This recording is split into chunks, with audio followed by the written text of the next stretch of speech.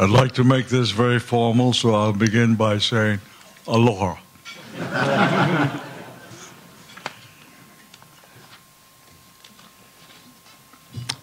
I have a few remarks to make, and I'm a bit biased, I suppose, but I have been conditioned by the fact that I had the privilege of serving as the first chairman of the Senate Intelligence Committee.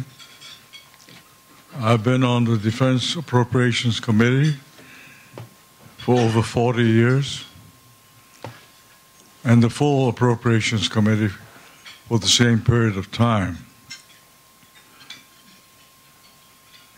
As such, I'm privy to information that most Americans have never seen, and on that basis, I'd like to make a few remarks. History tells us that the three countries we're concerned about, China, Japan, and Korea, have had, several centuries that can be described as centuries of distrust and centuries of hate.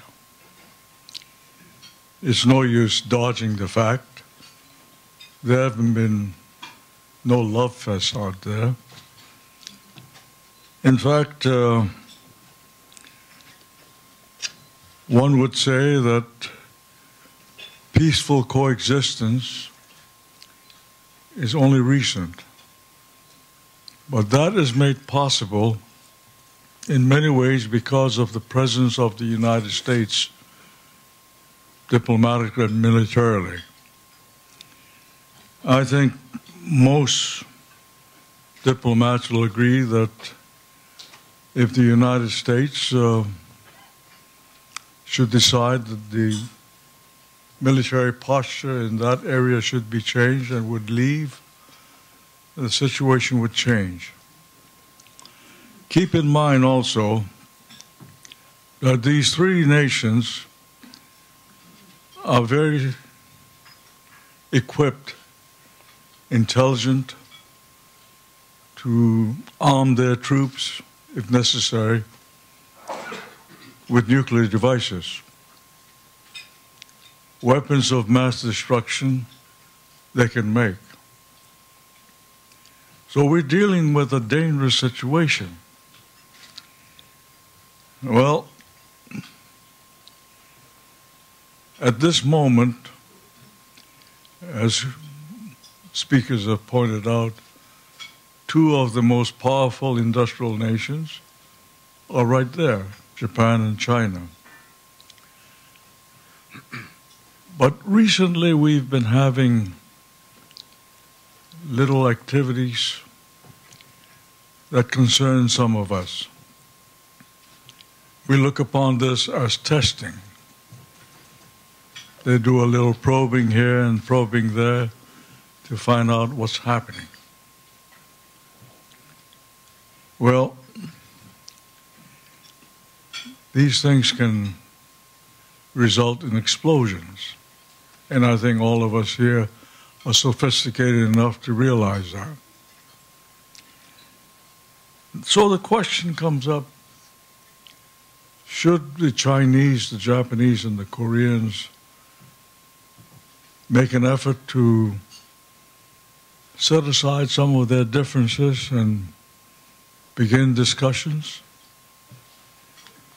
I say this because our military will not be there forever. History changes. We may be patient, but not that patient. Keep in mind that at this moment of economic crisis all over the world, the Japanese spend less than 1% of the gross national product for military affairs, defense. We spend over 5%. I'm chairman of the Defense Appropriations Committee, and to the surprise of some, I recommended and the committee approved a reduction in the defense budget of $8.1 billion. It's never been done before.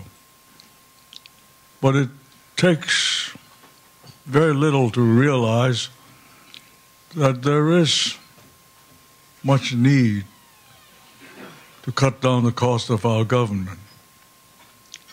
I don't know how long we can continue spending 5% of our gross national product for military activities. We try our best, but something has to be done because we are convinced that if nothing is done, and if we leave that area, the ultimate result might be an explosion. So what do we do? Does the United States leave? Or do we participate in this process to bring about better understanding? Yes, Senator Mansfield did say as ambassador that the most important bilateral agreement that the United States has is with Japan, bar none. I agree with that. But it would be foolhardy on our part to close our eyes to the fact that there is a China. Recently we had an Olympic. I think that woke up a lot of people. They thought Chinese was just noodles. Chinese are much more than that. And I think we should take note of that. So I look forward to listening to the panel as to what we should be doing. Just sit by and hope for the best, or do something about this. Because if we do nothing, I'm afraid that some of you here will be having great challenges. I may not be around, but this is not what the world wants. Thank you.